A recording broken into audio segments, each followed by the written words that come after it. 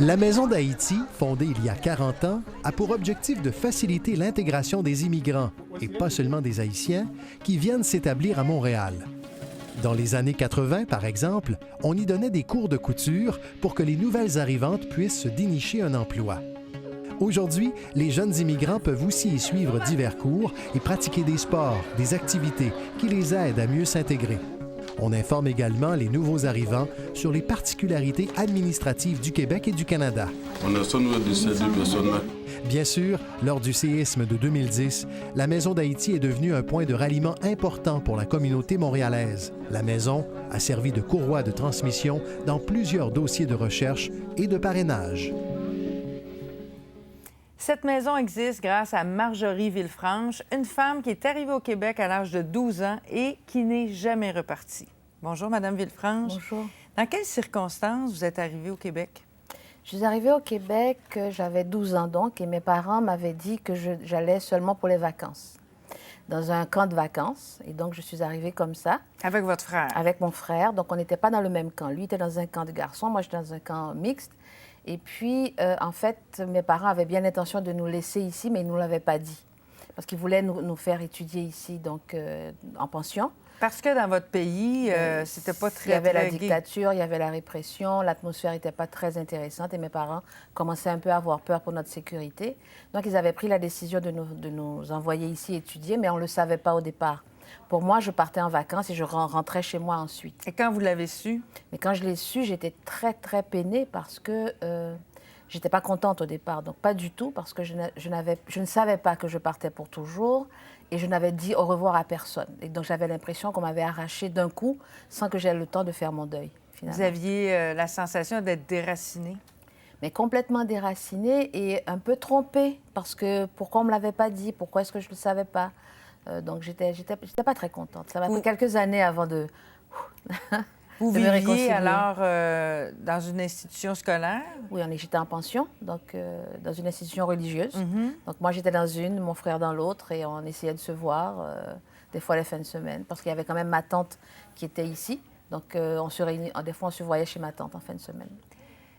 Vous dites que c'est comme si vous aviez cherché pendant toutes ces années-là un morceau, parce qu'on est fait de plein de morceaux. De plein de morceaux, et je pense que ici, donc à partir de 12 ans, j'ai étudié ici, j'ai fait toutes mes études ici.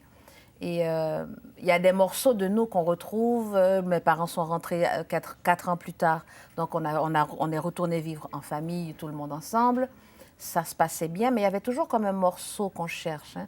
Quand on est arraché comme ça de son pays, quand on n'a pas eu l'idée qu'on partait pour toujours et que c'est arrivé, il y a toujours comme une partie de soi-même qu'on cherche. Et comment en fait, ça se manifeste, ça? Ça se manifeste par des souvenirs, par des rêves, par des phrases dans ta tête, des chansons, des images. On a l'impression que cette image-là, ça se passait en Haïti, mais on n'est pas sûr. Oui, parce qu'à 12 ans, quand même, vous aviez accumulé une série de souvenirs là, que vous portiez en vous. Une série de souvenirs qu'on porte en soi, mais on n'est pas sûr que c'est ça. Et finalement, à l'âge de 19 ans, 20 ans, j'ai découvert donc la Maison d'Haïti, qui à l'époque venait tout juste de se mettre en place. Et là, j'ai commencé à retrouver des choses parce que c'était comme un autre morceau de moi-même que je retrouvais. Voilà. Donc, vos racines, vous les retrouviez, vous retrouviez vous-même. Et ça, qu'est-ce que ça a eu comme impact sur votre vie personnelle?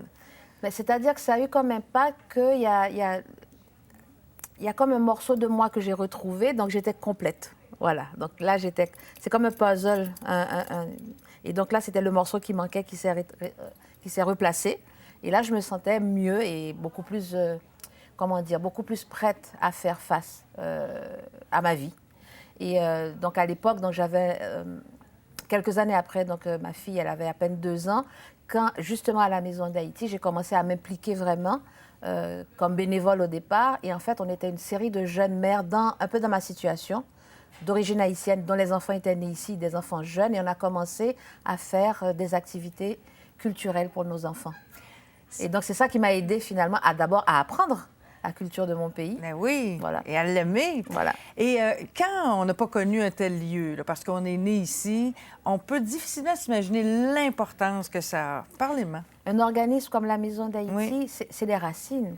Parce qu'en fait, comme on ne vit pas dans son pays, c'est une façon de vivre dans le pays, de retrouver l'atmosphère, les gens, le type la façon de se rencontrer, etc., etc. Donc, Du soutien de toutes formes, de toutes sortes. tout le monde. Pendant le séisme en Haïti, ça a dû être visité énormément, cette maison. C'était vraiment... Et c'est là qu'on s'est rendu compte que quand ça va bien, on n'a pas besoin de retourner vers ses racines. Mais quand les choses vont pas bien, et c'est là qu'on a vu la quantité de gens qui sont revenus vers la Maison d'Haïti.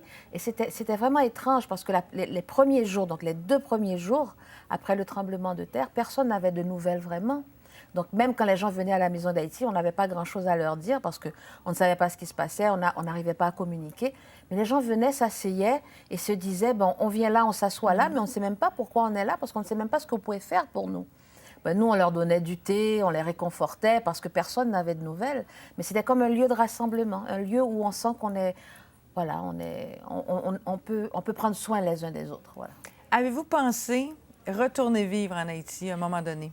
J'y ai pensé et j'y suis retournée. Oui. J'y suis retournée quelques années vivre là-bas parce que je me disais tout ce que j'ai accumulé, tout ce que je sais, tout l'amour donc que j'ai pour ce pays, donc je peux le rendre. Et j'y suis retournée. J'ai travaillé quelques années à la Secrétaire d'État à l'alphabétisation. Avec vos enfants? Non, mes enfants avaient décidé de rester ici parce que c'était déjà des grandes ados. Qu'est-ce que ça vous a fait de devoir quitter vos enfants en quelque sorte? Vous quittiez aussi comme un autre pays d'adoption? Vous quittiez encore une fois des racines? J'étais partie en me disant, si c'est bien, peut-être que je vais rester, parce que c'est quand même, j'ai 2 pays. Mais en fait, quand je suis arrivée là-bas, c'est à ce moment-là que j'ai réalisé à quel point j'avais 2 pays. Parce que quand j'étais là-bas, quand je pensais à Montréal, au Québec et tout ça, c'était chez moi. C'était Donc, comme quand vous pensiez à Haïti alors que vous étiez au Québec. C'était exactement la même chose. Et comment on se sent quand on a 2 pays? On est content. On est content parce que c'est rare les gens qui ont 2 pays et qui sont tellement attachés aux 2 pays. Parce que c'est là que je me rendais compte à quel point j'étais attachée au Québec et à quel point ça me faisait du bien de revenir et tout ça. Et finalement, je me suis dit, mais en fait, je suis riche, j'ai 2 pays. Je suis aussi bien dans les 2 endroits et je me sens chez moi dans les 2 et j'aime autant profondément les 2, c'est superbe. 2 pays et tous vos morceaux. Et tous mes morceaux, voilà. Quand les gens arrivent à la Maison d'Haïti, une personne qui est nouvellement arrivée au Québec, là, elle est dans quel état? Une personne qui arrive, c'est une personne qui a fait le deuil, en fait, qui a fait le deuil de ce qu'elle quitte.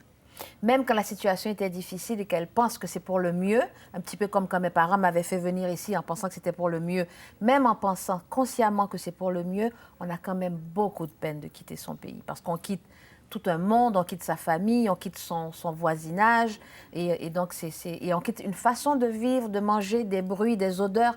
C'est incroyable hein, ce que ça nous manque au début, ça. Donc c'est une personne qui arrive avec un morceau d'elle qu'elle a laissé. Et donc, il faut essayer avec cette personne-là, qu'elle soit haïtienne ou d'autres origines, parce qu'on reçoit des personnes de toutes origines, il faut vraiment essayer de faire avec elle le deuil donc, de ce qu'elle a quitté et d'essayer d'entrevoir avec elle quels sont les avantages et quelles sont les belles choses qu'elle va trouver ici. Et l'aider à retrouver ses morceaux. Ses morceaux, voilà, et se réconcilier avec elle-même quelque part. Merci beaucoup, Mme Villefranche. Je vous en prie, ça me fait plaisir.